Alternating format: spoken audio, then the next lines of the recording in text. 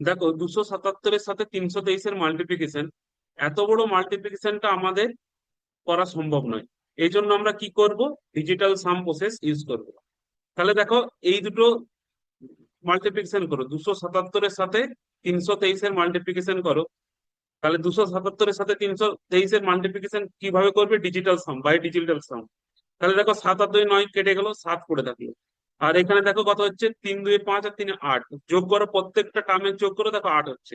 এবার 7 আর 8-এর মাল্টিপ্লিকেশন করলে হচ্ছে 56। 56-এর এবার যোগ করে দুটো টার্মে কত হচ্ছে, 56 11।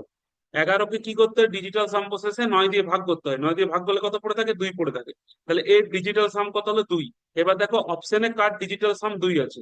দেখো এ নাম্বার অপশন চেক করছে, দেখো 9 কেটে দাও, 8 আর 1-এ 9 কেটে গেল, 7 আর 4-এ 11।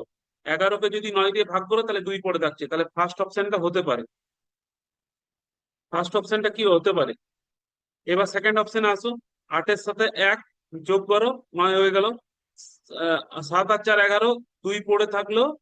7 আর 4 11, 11 আর 8 কত হয়, 19। 19কে 2 দিয়ে ভাগ করলে কত হচ্ছে, 1। তাহলে এই অপশনটা হবে না, এর ডিজিটাল সাম 1, এখানে 2 আছে। এবার দেখো 9 কেটে দাও, 7 আর 2-এ 9 কেটে দাও, তাহলে কত পড়ে থাকলো, 3। তাহলে এর ডিজিটাল সাম কত, 3, এখানে ডিজিটাল সাম 2, তাহলে এই অপশনটা হবে না। তাহলে এবার এখানে দেখো 9 9 কেটে গেল, 8 আর 1-এ 9 কেটে গেল, তাহলে এখানে কত পড়ে থাকলো, 3। তাহলে এর ডিজিটাল সাম কত আছে, 2। তাহলে এই অপশনটা হবে না। তাহলে অপশন কোন অপশনটা কারেক্ট হবে, একমাত্র এ নাম্বার অপশনটা কারেক্ট হবে। তাহলে এর প্রোডাক্টটা কত হবে, 8 9 4 7 1। দেখো এটা খুব সহজেই হয়ে গেল ডিজিটাল সাম প্রসেস লাগিয়ে।